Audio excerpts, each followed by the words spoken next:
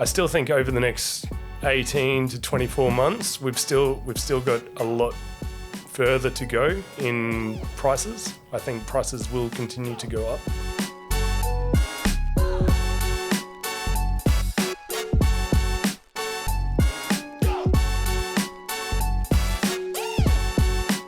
So my guest today has been in property and construction for the last 14 years. He's currently the National Development Manager at one of Queensland's top 20 builders, Neptune Homes. He's married, no kids, although I believe there may be some on the way soon. He is a homeowner. Michael, how do you say your last name? I always just go Boersen, Michael Boersen. Yeah, it's pretty close. Yeah. Michael Boersen, welcome to the potty. Thank you very much for having me.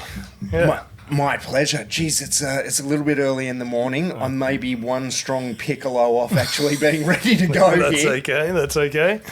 So, mate, you've been in property and construction for about 14 years, Yep. and then before that, you were at Macquarie Bank, were you? That's correct. I was a financial advisor before moving into property. So, like a financial planner. Yep.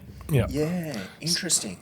What was Macquarie like to work at? Because obviously Macquarie has this reputation as, I mean, they literally call it the millionaire's factory. So they've got this reputation as just being shrewd money makers. What was it like on the inside? I was pretty fresh out of uni, and I didn't realise how much I was working, but it's a really good atmosphere to work. I enjoyed it. I would say that you don't realise how much you're working until, because they look after you so well. And it was I really enjoyed it. It was a steep learning curve. I realised that this was around the GFC days. Right. So I realised that after that, obviously prior to that, it was a great place to work. There were some people who lost a bunch of money, and then the ones who came out of it unscathed were the ones in property. So that's when I decided to jump ship and move over into property. Yeah, it reminds me of where you're saying about the environment. It reminds me a little bit of Google, where Google, Facebook, they've got all these great perks like, you can get your dinner and whatnot there. I'm like, yeah, you can get your dinner there, but they also want you there at dinner time. That's why the dinner's there. That's true. But no, it was a really enjoyable time. But I really found that property, after moving away from managed funds and shares and starting doing well through property, that was my favourite thing. So that's where we are now. Yeah. It's interesting, so when I was, I don't know, like low 30s, I was very, very broke. But I didn't really understand how to make money and how to secure my future. Like, I didn't own a property. I had no investments. I mean, if you look at me when I was 30 years old, I had negative money, negative quite a bit. So I went on this mission to try and find out how to be financially secure. And what I did was I read a whole heap of books, but I also tried to seek people out who were doing better than me, like people who I went, hold on a minute, when I'm your age, I'd like to be where you are, or I'd like to be there now, my age. But so where I ended up, I've got an uncle in Melbourne who was so good to me. He was super patient and just like opened the book on how he made money. And what he'd done, without going into all of the details, because obviously it's his personal information, but he had bought his own home, had bought some investment properties, but then what he had done, he had leveraged his money into the stock market, into managed funds, and he had this technique, for want of a better word, of how he would go out and research manage funds and then what he'd invest in and he'd leverage them and all the rest of it. So, you know, when I didn't have very much money at all, I first got involved in managed funds because, you know, there weren't all the grants that are available now. So I remember the first investment I made, so I was trying to impress him. I can't tell you how broke I was. And I had like 10 grand and I lied to him. I'm like, yeah, I've got 20 grand. I'm ready to go. Yeah. And then he literally got me in contact with his personal banker and said, Lee has $20,000. He's ready to invest. Yeah, which I didn't have. I had to go and borrow money to do the investment. Nice. Okay. But yeah, it just got me started in that world. And it got me, what I really liked about the share market and managed funds was it was so black and white whether or not you'd made money. And it was, I mean, it just fed my addictive personality. Like I'm on there every 17 minutes. How much have I earned? How much have I lost? You know, all of my $20 that it was going up and down. So that's how I began. And then what I did was I got a little bit of money. Like I made money out of doing it. And then I used that money to buy my first investment property. And I'm not anti-shares at all. I'm probably a little bit anti-direct shares if you don't know what you're doing. But anyway, that's a whole nother story. But when I invested in property, so when I was investing in shares, I did all right. Like, I think I was averaging 12% per year. That's pretty good. Yeah. Yeah. I mean, it was pretty good times when I was doing it, though. And when I went into property, as a percentage, I earned less. So my properties went up by like 7 or 8%. I mean, this is over a long time. To begin with, I got quite lucky. They went up straight away. But when you looked at the actual money I made as a percentage of the equity I invested, it was out of control because, you know, that first property, I forget the exact numbers, but let's say, I think it was 495 or 475, but for the purpose of this, let's call it 500,000. And I didn't put 100,000 into it, but just to make the maths easy, let's say I put 100 grand into it. Is this your property in Adelaide? Yeah, right. How do you know I've got a property? You've been stalking me. I did to have a listen to your book, so I got a little bit of backstory on it. So it's very good. You're the one. So let's say the property was worth 500,000, and let's say I put 100,000 in. Both of those numbers are incorrect. But let's say that property in Adelaide went up by 10%. So that's $50,000 in 1 year. If you do that as a percentage of equity invested, so my 100 grand, I made 50% on my money in a year. Where you just can't do that with shares. 100%. And I remember I did margin lending. I mean, I'm still in shares now with some margin lending. And so margin lending is like a loan for shares for the listeners. But the difference is with margin lending for shares, if your capital base goes down, in other words, if the share value goes down, the bank wants money to bring your loan to value ratio back to what it should be. And it's called a margin call. And this is how people get into trouble. This is how Lee got into trouble during COVID. So I guess the whole point of my 10-minute monologue here was, you know, I always look back fondly on you know, shares and the stock market, but nothing has ever made me as much money as property with next to no stress. And it's just because of this leverage that you can get out of it. It's incredible. 100%. Yeah. Anyway, sorry, didn't mean to break into story time. So before we move on from Macquarie, just because I'm interested in it, what question without notice, if you were to think back at either the top thing or the top handful of things that you learnt from there that you took away and you still use now, what would they be? Okay, so one of the things that I noted when I was there, I remember chatting to a bunch of very high net wealth individuals, and there was probably about 16 of them. It was one of those luncheons that they put on, but 14 out of the 16 of them originally they made their money through property. And when I was like looking at them, and they all have, diversified portfolios now, and they've obviously, after that, they had invested into various things, whatever their interests were. But I also, that sort of stuck with me. I was thinking, in the long term, it seems to be the property was the answer. Learning stuff that I learned from Macquarie. I was in margin lending, so I was doing margin calls on people, and I remember like calling people, and I was early 20s, and calling people and on a margin call and asking for hundreds of thousands of dollars. Otherwise, I've got to sell down their portfolio. And these retired people are almost in tears, saying, "Do I have to come out of retirement?" And at the time, I didn't really know how to handle that, but yeah, so it was a sharp learning curve, but yeah, we came out of it. Yeah, the margin calls are rough because the market has tanked, and at the exact moment when you don't want to sell, the bank is trying to force you to sell. That's it. And I imagine you being a pimply-faced 20-year-old. Actually, you were a good-looking rooster at 20. I've seen some photos of you.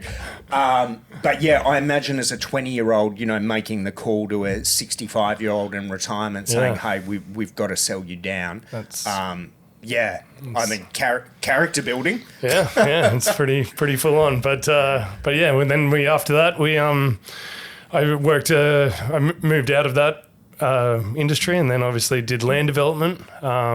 Worked in that for a couple of years, and then. So when you say you did land development, what does that mean? I worked for a developer up in Brisbane, and he was pretty much taking paddock sites and slicing them up, and then similar, we'd partner with builders at the time and package up house and land packages, and then through a separate arm of their business, they're doing the property mentorship. And so he was chopping up paddocks into blocks. Yeah. I think this would be a really good thing to talk about, because obviously at the moment there is a shortage of land that people can buy. Yeah. But, if I go for a drive at the back of Pimpama, for example, there's land everywhere. Yeah. Like there is land for days. So what's the process that these developers need to go through in order to get a paddock to the market? And why is there such a shortage? Let's begin with the process first, and then we'll come back to solving the world's problems with why is there a shortage. I'd say, well, it's quite involved, but yeah, I'd say the reason why not so much why there's a shortage, but it's just in the last couple of years the amount of influx of investment and first home buyers with the grants in southeast Queensland has gone up dramatically. Mm-hmm. I'd say after COVID, a lot of the land got picked up pretty quickly. Usually where the developers are 3 to 5 years in the future, and I'd say that time frame has been brought back. There still is enough land out there.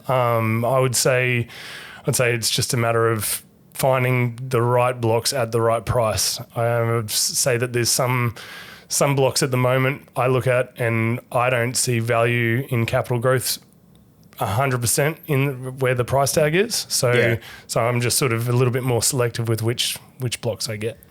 Yeah, look, I guess that you make a good point in that there is land available, but it's not at the right price point. And when I think about our clients, the price points we're shooting for are like they're hard ceilings. Yeah. We're wanting to get someone on the first home guarantee so they don't have to pay lender's mortgage insurance, which is huge, right? It saves you like 20, 25 grand, whatever it is. That price cap is a hard price cap. Yeah. If we want to get you the first home owners grant, which is 30 grand, which again is huge. Like it takes people years to save up 30 grand, but 750 is the price cap. Yeah. And it's a hard price cap. So, there can be land for days, but if all that land costs, 500 grand a block, forget about it. It's useless. I think that 750 was a good price tag for for the first home grant. I think that was, but I think now because the land has creeped up, building prices have creeped up a little bit, not a huge amount. But I'd say that number needs to be looked at again to maybe push it up to around 800, and I think that would be help a lot of first home buyers get into the market. Yeah, I agree. So we're in the middle of moving back into Melbourne for the first home buyer market. Yep. Most of our listeners wouldn't know this, but we began our journey in. My business partner began his journey up here. I began in Melbourne, and then obviously the Armageddon that was Melbourne COVID happened, and we moved everything up here. But yeah, the market conditions in Melbourne, I think, are just right for it in that, there's lots of land available, which traditionally Melbourne it's been super hard to get blocks. Like you're dealing with stuff which registers in a year and a half, and developers have been, difficult to deal with isn't a nice way to say it, although that's certainly how it feels if you're a first home buyer, but more the developer is being quite selective about their contract conditions and which clients they take on. And, a investor who is buying cash up front or unconditional is much more of a guaranteed sale than a first home buyer. Definitely. So, they pick what's best for them. But from our point of view, it seems difficult. Yeah, for the first home buyers. Yeah. So you've got that going on in Melbourne, and then there's also Melbourne. It's interesting for me anyway, having endured, survived, whatever you want to say. Maybe I think I was there for 9 months of COVID, and if you weren't in Melbourne to see what happened and to experience it yourself, you literally cannot explain it to anyone else. Like I have people up here who complain about COVID. I'm like, bro, I was here. Yeah. Like it got shut down for 2 weeks and everyone, weeks. Not even 2 weeks, I think it was a week, and everyone went to the beach. Where Melbourne, like there was literally a military cordon around all the exits of Greater Melbourne. So I was working then, and to go to Geelong, on the Geelong Road, there was a military checkpoint. Yeah. You couldn't leave your house for more than an hour a day. Like it was intense. But the point of that is, I go back down there now, and there's still this hangover from COVID where there's just this general background of negativity is maybe not the wrong word, but it's just like people who've been beaten down by something that was out of their control. And it's a large part of why we're going back there, because I think the message that we've got for everyone, but for the people in Melbourne is going to be really good in that, it is very difficult, but it's not impossible. And we've got an answer and we can help. Anyway, the whole point of what I was getting at here and why I started crapping on was in Melbourne, you have, believe it or not, a similar price point for first home buyers as you do up here. Whereabouts is the land from Melbourne geographically? So the land in Melbourne is, so Brisbane is broken up into north, south, west. Yep. Melbourne is broken up into, for first home buyers, is mostly broken up into southeast, north and west. Yeah. So most of the land stretches from the north, northwest and west. That's where most of the affordable land is. Yep. The southeast, there's land there. The issue is it's starting to punch over what their caps are. Yep. So their caps down there is, so the Melbourne caps for the first home buyer stuff is 800,000 on your first home guarantee and 750 on your first homeowner's grant. Yeah, right. But your first homeowner's grant in Melbourne is only 10 versus obviously 30 in Queensland. Right. That said, you're not paying stamp duty in Melbourne if you're building a new home. Yeah, right. There's a cap on stamp duty for blocks of land. So you can get away with zero stamp duty building a new home, which means, there's less costs.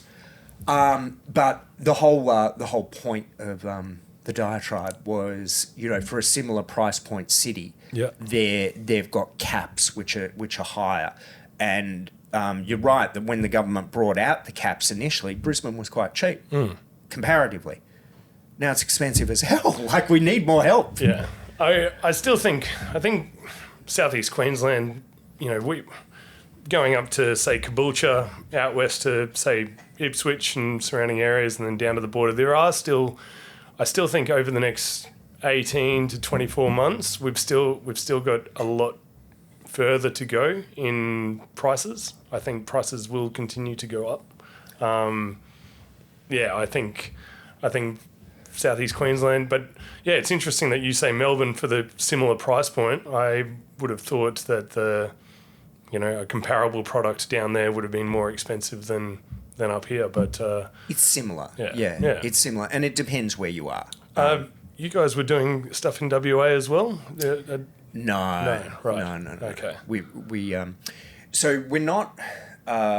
We've obviously got the investment company, your investment group, but it's not where our heart is and where our focus is as a business. Yep. So we feel, and I understand that every parent thinks their child is the best looking, but we feel we have a very unique message and position in the market in that we go about the first home buyer thing in a way no one else does. Yeah. So we educate and empower, and really what we're trying to do is just push the needle on how many people can get into their first home. Yeah. Like, a lot of young people think it's impossible, and that's ridiculous. Like, Australia shouldn't be like that. Mm-hmm. And we feel we've got something to offer that can change that. Mm. Now, clearly we run a business, right? Like, I'm not shying away from that. And we know a certain percentage of people that we empower with that knowledge will decide to do it through us, and a whole heap will go off and do it on their own.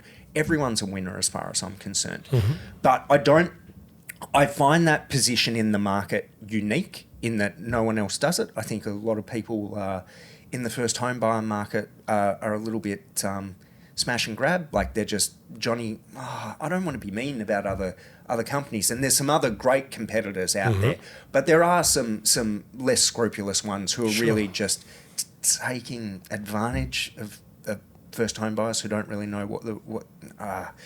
You know what? I'm just going to leave that alone. I think we've got a unique position in the marketplace, is what I'm trying to say.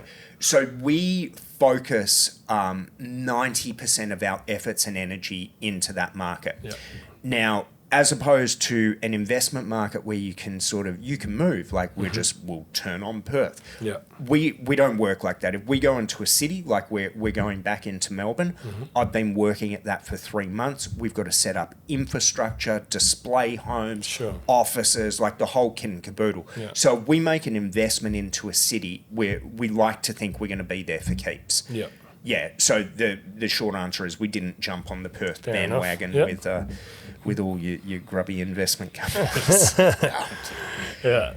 Hey, so I agree with you that the Southeast Queensland market will keep going up in value. Mm-hmm. I got some reasons, but I'd be really keen to hear why you think it's going to go up.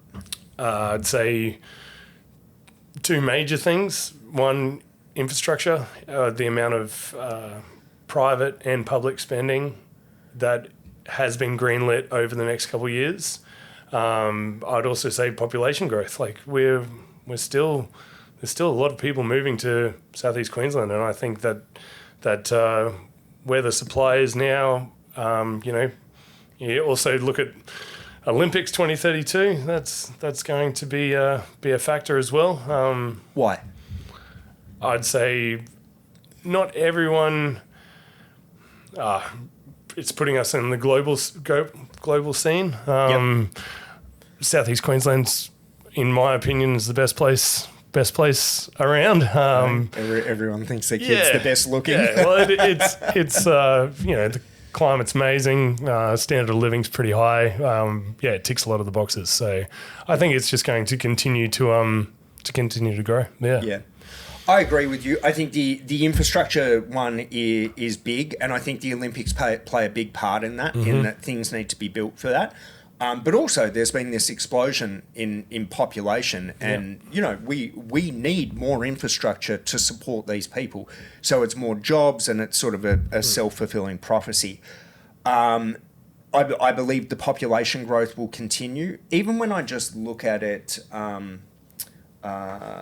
qualitatively. I forget the word. Even when I just look at my experience of the world, which is based on nothing but my thoughts and feelings, I still meet people up here from Melbourne, and there's still new people. I'm like, what are you doing here? What are you doing here? Yeah. Or I'll see someone here on holiday, and all of them to a T are like, maybe I could live here. Yeah. I still see that going. Maybe not as much as a year or so ago, but I still see that happening.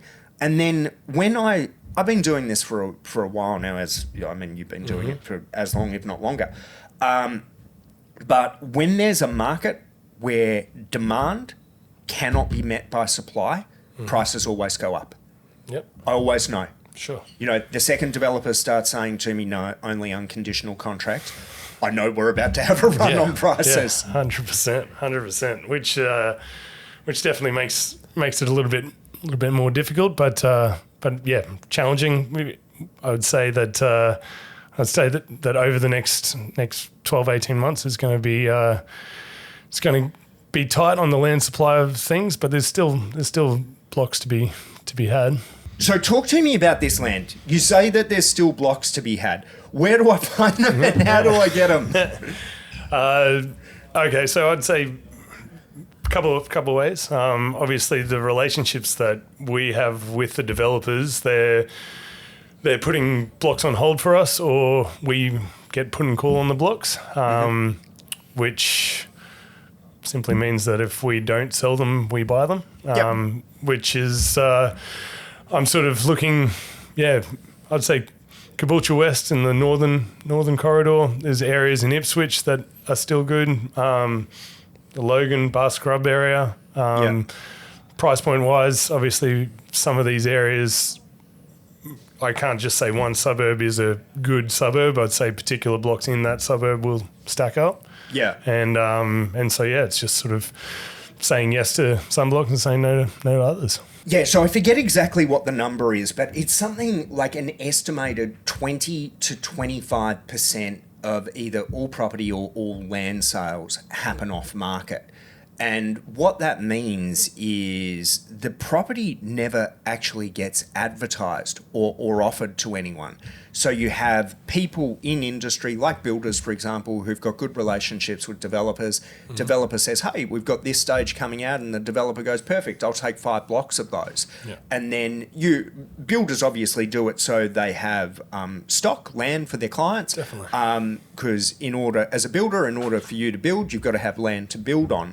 Yeah. But for your punter, so for just Joe Blow average who's trying to buy a block, they never see those. No. They never come onto the market unless you've got relationships with, like someone like us, for example.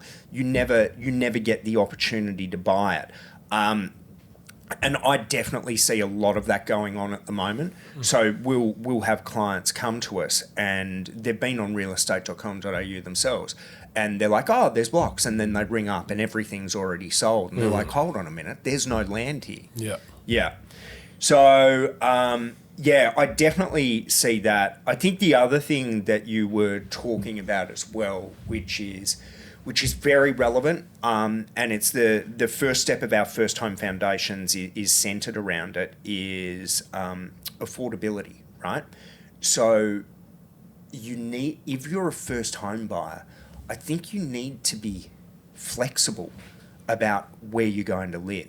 Yep. And probably one of the most painful things that I hear from first home buyers is they're like, we'll wait till the property prices come down. And, I've just seen it so many times where people get themselves priced out. Yep. It was funny. I have to stop reading comments on our TikTok, Instagram, Facebook. Because number one, there's too many. Yeah. No, number two, a lot of them are quite disparaging about my looks and general demeanour. But this one guy commented on there, and he's like, I bought in the property market crash, and I lost everything, or what it was. And I saw someone else wrote when and where. Yeah. As like a reply to it. And I thought, what a good question, because unless you can, I'm not saying you can't do your money on property, you definitely can. But where I see that happen is when people buy apartments. You can definitely do money on apartments because essentially you're buying just a building that's going to go down in value. Yep. The background on that, when you buy property, what goes up in value is the land that sits beneath it. Sure. So the building, for our listeners, is quite analogous to a car in that you buy it, drive it out of the dealership, it's worth 20% less the next day, and it keeps going down in value until one day it needs to be demolished and a developer rebuilds on it. So when you buy an apartment, a huge percentage of what you buy is a building that's going down in value. And that's why a lot of people do their money there.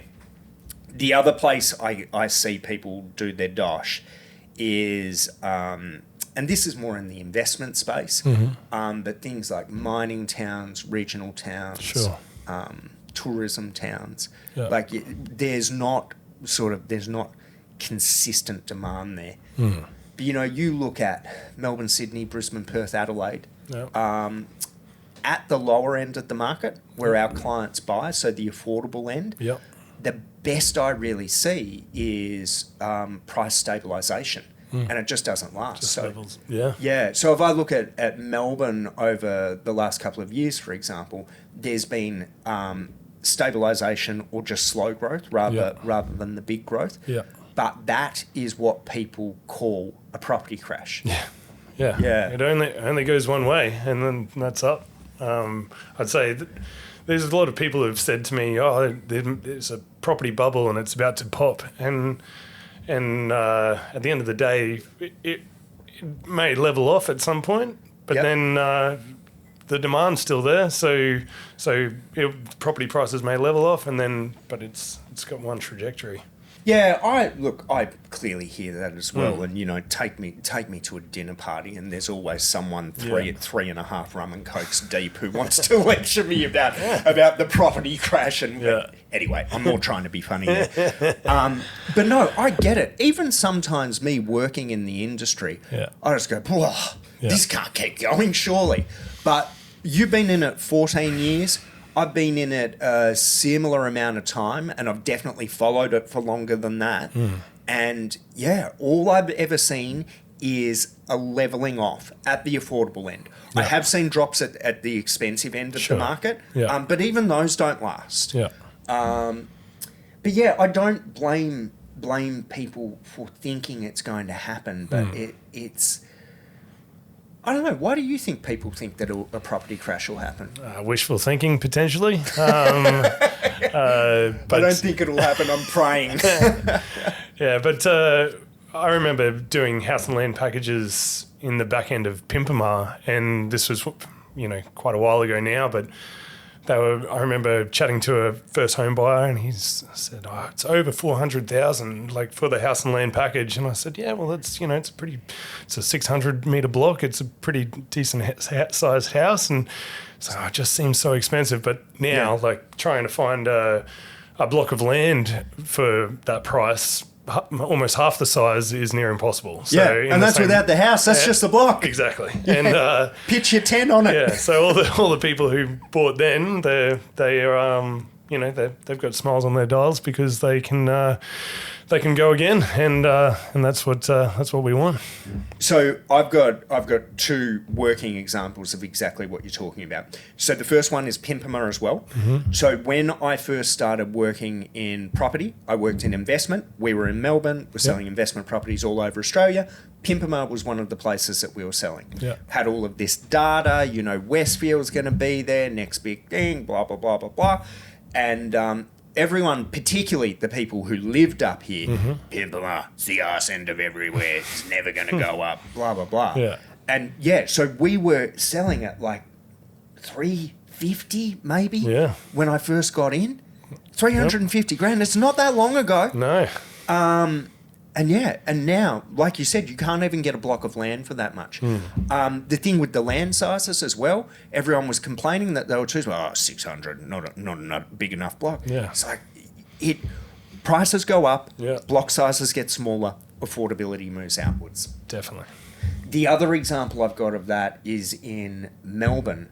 When I first started working in property, we were selling into Melton. Do you know Melbourne?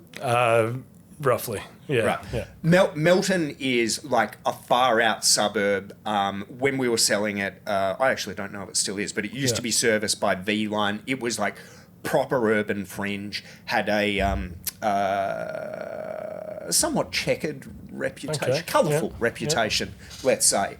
And anyway, we had the same thing, like all this data, population growth, blah, blah, blah. And because I lived in Melbourne, I thought I knew better. Yeah. I'm like, no way you'd buy in Melton. Yeah. In 1 year, so we were selling those for like 290 or 300, I forget exactly what it was.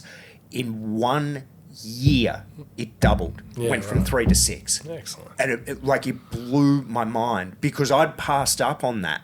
And that was my impetus to buy my first investment in Adelaide, because when we went into Adelaide, we had all the same data. I'm like, no way I'm missing the boat again. Yeah, that's that's what it's about. It's capital growth. That's what you want. So just trying to find the right blocks for the right clients. And I think without knowing the client's actual position, I'd say it really depends on the individual client what would suit that particular client. So I can look at blocks every day of the week, but until we have the right client for it. What I find is it's really easy to look backwards and to go, geez, I wish I had bought in Pimpama 8 years ago. In property. It's great. And everyone can sort of look backwards and agree with you. They're like, yeah, I wish I had have, I could have.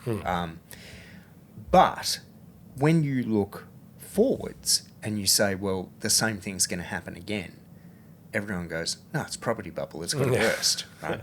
So if you were sitting down with your future son when he was 25 years old and was around the time to buy a house, and he was saying the same thing to you, how would you try and explain it to him? Well, I think getting into the property market as soon as possible is the best option. Like say I'd explain it historical data. That's probably the best way to do it. You say looking at things retrospectively, but all the information's there. Like you can show people how property has gone up. You've said in the past, when's the best time to buy property? 20 years 20 ago. years ago.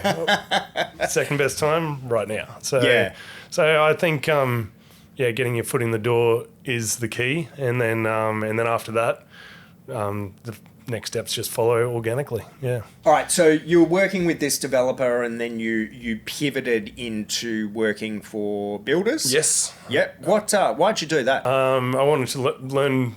I sort of had a rudimentary understanding of the land side of things, and I wanted to learn about the building side of things. I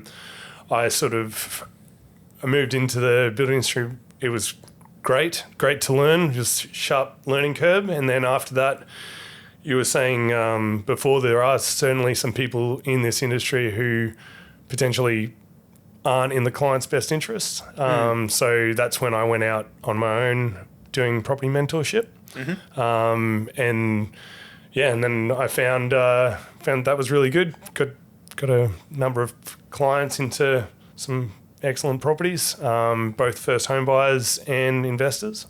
And then that's when I got approached by Neptune Homes quite a few years ago now, but to start up the wholesale side of their company. So that's where we are today. So what are some of the things that you've learned about the building trade while you've been in it? Where to start? So some of the things, the quality is a massive factor. I don't like.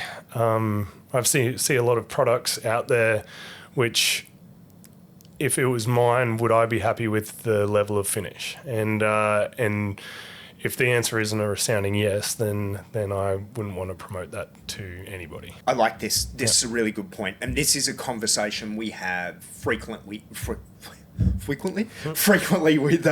clients. Yeah. So when you look at advertising of building prices on the internet, there is a good to high to definite chance that the pricing you're looking at does not exist. Sure.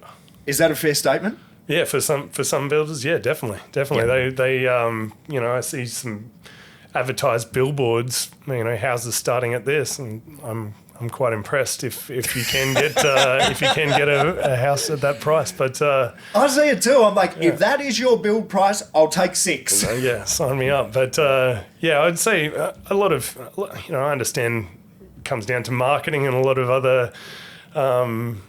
A lot of people do it as lead generation. They advertise a price, but that comes down to the land side of things too. Like, they'll advertise a house and land package, and you'll call up and they'll say, "Oh, look, that one's just gone." But here's something brand new I've got for you. it. Yeah. So they've got a name for it in the industry. They call it bait and switch. Sure. So they throw out the bait, which is impossible pricing, for something which doesn't exist, and then when you come in, it's exactly that. That one's gone. However, we've got this here, and I can't tell you the number of clients we've had who come to us and go, "Well, hold on a minute, whoever can do it for this price." I'm like, no, they can't. And the issue is, so clients believe it, and then they go in, and the builders have a it's almost like a funnel that they're taking them through, where bit by bit the price goes up as we've got to add in the driveway, we've got to add in, fixtures and fittings that you'd actually want, we've got to add in the fences, the landscape, like we've got to add everything. And all of a sudden you get to the end of it and you're like, hold on a minute, I'm paying more than what I was going to pay before. 100%. They go down the rabbit hole of... I've seen in the past, I've seen people say, "Oh, well, it is full turnkey, but if you want your driveway all the way to the road, on that curb, you're going to have to pay this." So no, I think that's the whole, like, Triton Projects, we're full turnkey, fixed price, and that's the plan, to have everything included, so there's no hidden extras. I heard a new one from Builder the other day, where they've got 2 versions of turnkey. They've got turnkey, and then they've got full turnkey. Oh, interesting. Yeah, you can turn the key in the door, but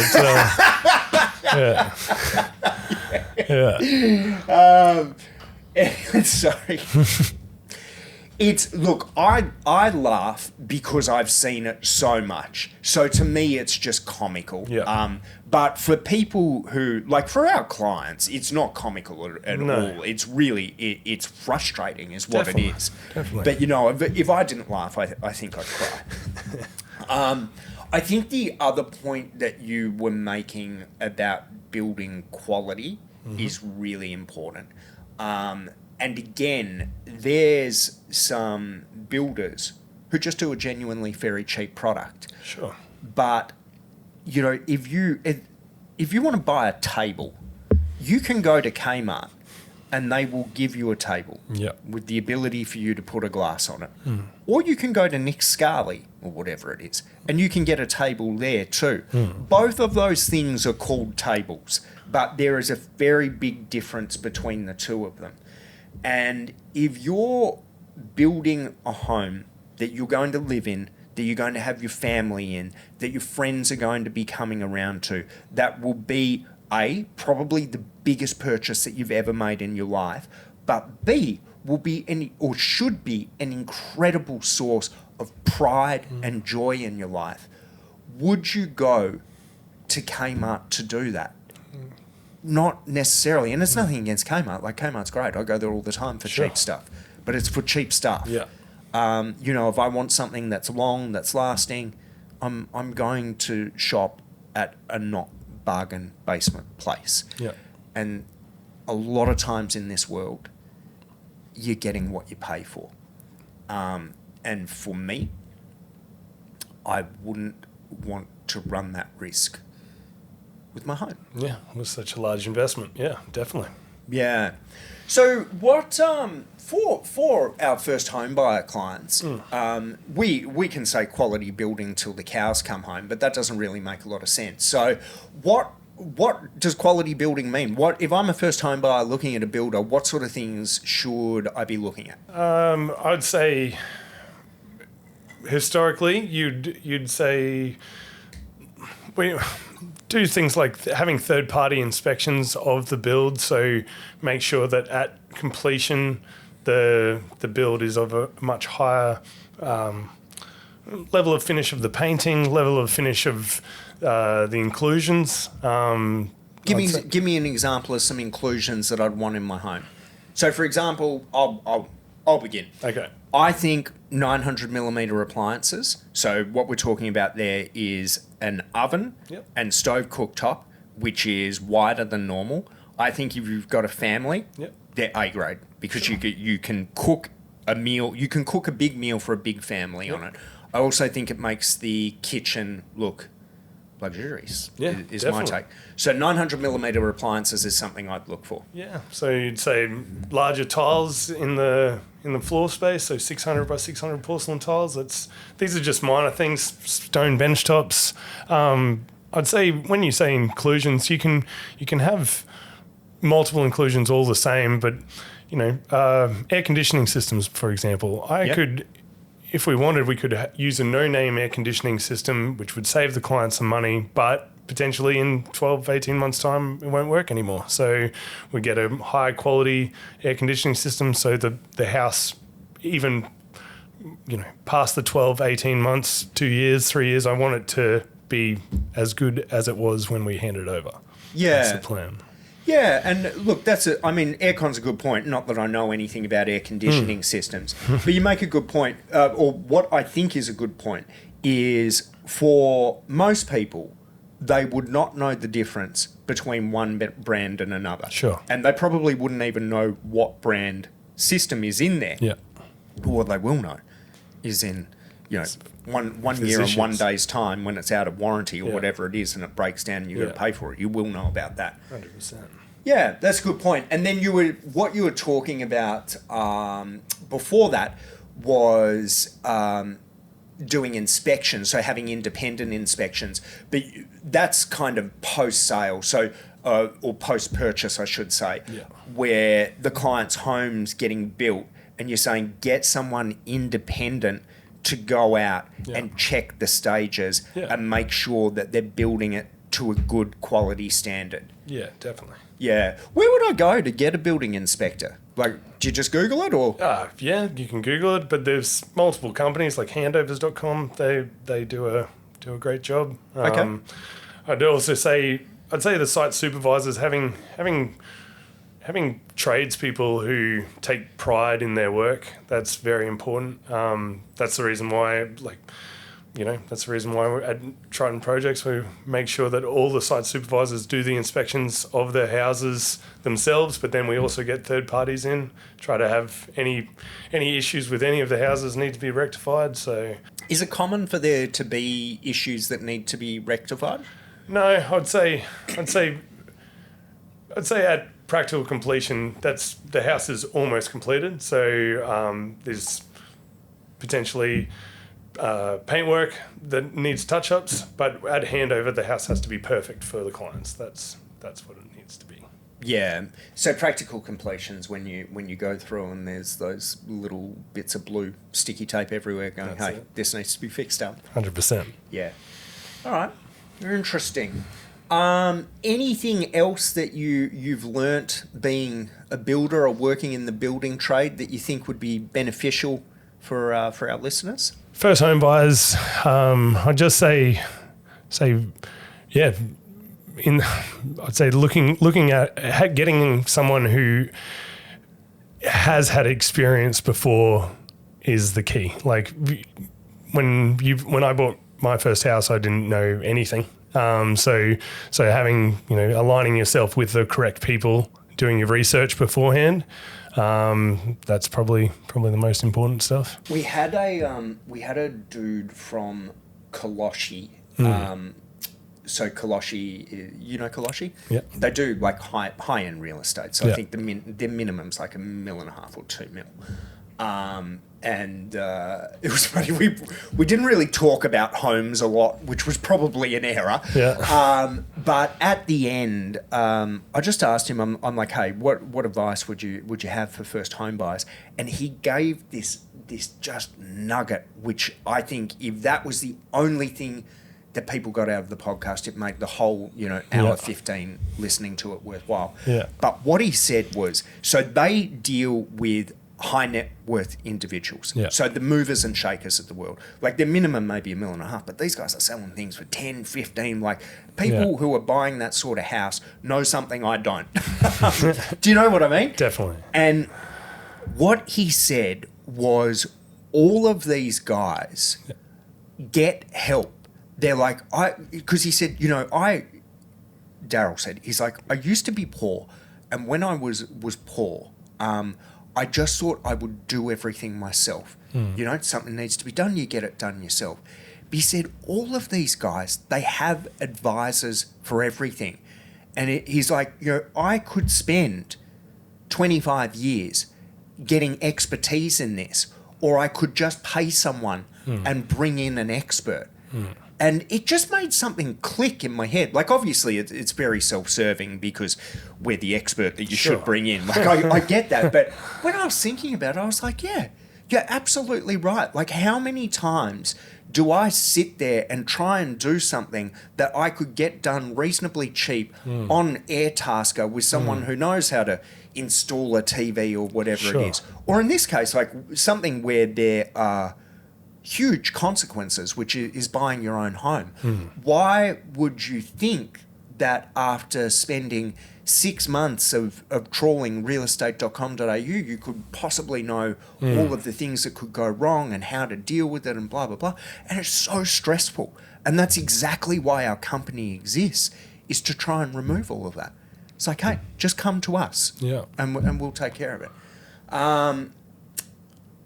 I forgot what you were saying that got me to that. Do you remember what you were saying? Removing, like, being able to control your emotions. Like these decisions, at the end of the day, I would say, yes, it's very important. Like for your first home, but I'd say on paper, it comes down to the numbers, I'd say. Interesting.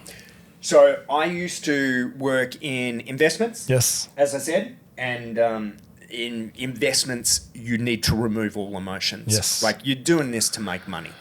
So, sorry, go on, yeah? Sorry, but I would also say this is also your first home, so you are emotionally invested irrespective. Yeah. Yeah. Well, this is where I was heading. So, as a first home buyer, all right, this is the biggest purchase you've ever made.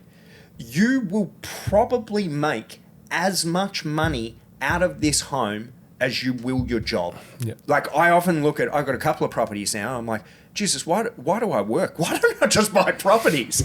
But anyway, it's an investment is the point. So a lot of money, big investment. So you should, it's a logical decision, right? And so it should be.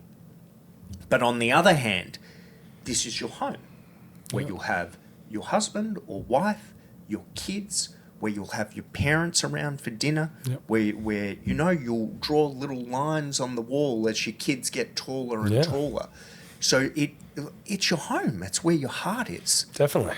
So it's a really emotional decision, and so it should be. Yeah.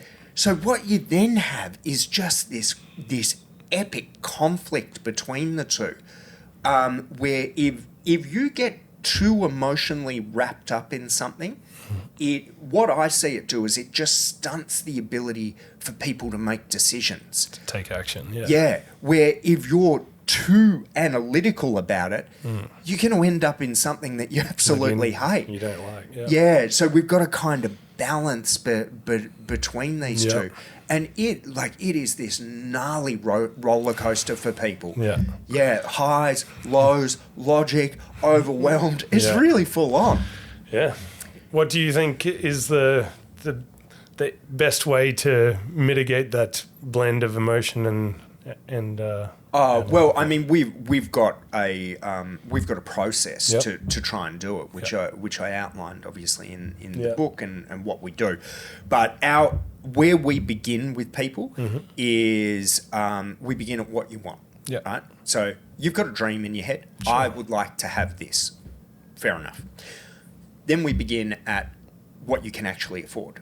Yep. And I'm yet to meet a client where there isn't some sort of compromise that needs to happen. Okay. So we get what you want, what you can afford, and we try and meet in the middle there. And that's, where reason and emotion come together.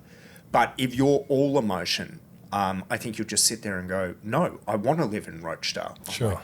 You can't afford to live in Rochedale. But if you were all logic, maybe you'd be looking at a suburb that no one would be happy with. So there's a meeting in the middle. So we do that to begin with. Then we go through the mechanics of getting people prepared so we can get loans approved, putting the team together, builder, broker, developer, solicitor, all of that. So we get it to the point where clients are then unconditionally approved. So we've got the block of land, we've got the builder, we've got the finance, it's all done. Now we know 100% that we can actually do that. And once that's done, then we get rid of all of that logic, and then we get into the emotions. And then it's like, all right, how are we going to decorate this thing? Let's do colours. Are we going to move rooms around as much as that frustrates our builder? Wants. No, that's fine. It's I think being able to customise the house especially for your first home, design it in the way that you want. Yeah, make it you. Make it yours. 100%. Yeah. Like, we walk through clients' houses and sometimes I'm like, holy shit, sorry, I shouldn't swear, but, this is really cool. I never would have thought to do this. Yeah. So that's to try and sum all of that up, and it's a really good question. So begin at what you want and then overlay what you can actually afford. Yeah. Be reasonable and compromise, like meet in the middle. When I say be reasonable, I mean be reasonable in your mind to yourself. Meet in the middle. Then work out all the logistics of actually getting that to happen. Yep. And then once you've got it to happen, so the unconditional finance approval is the aim of the game in this, then throw logic out the window and let's just have fun and create something that you love. Yeah, nice. Yeah, that's how I'd suggest to go about it. Where, your first home, you own your home, right? Yes. How long ago did you buy your first home? Oh, that would be about 8 years ago. Yeah, right. I'd say. You don't have to go through the numbers if you don't want to. Out of interest, in that 8 years, how much has that gone up in value? Yeah, I'd say just shy on doubled. I would say, which is pretty good. Do you remember the journey you went through buying that house, like deciding to do it, going? Yes. Talk me through some of that. So it was obviously quite stressful at the time.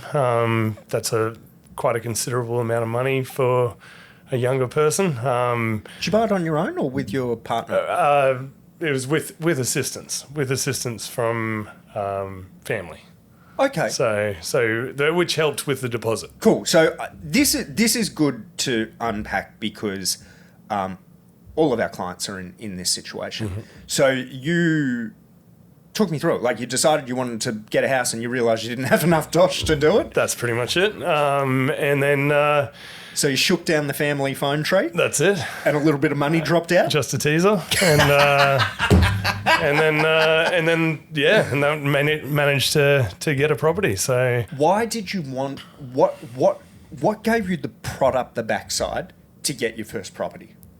Seeing a lot of other people who had been quite successful in property, that was the key. Yeah, so you had I got a bit of this as well, where you were working in the industry, Yeah. and correct me if I'm wrong here, but you were seeing people who were no better than you were, who were making a lot of money just from nothing, from buying properties. Definitely.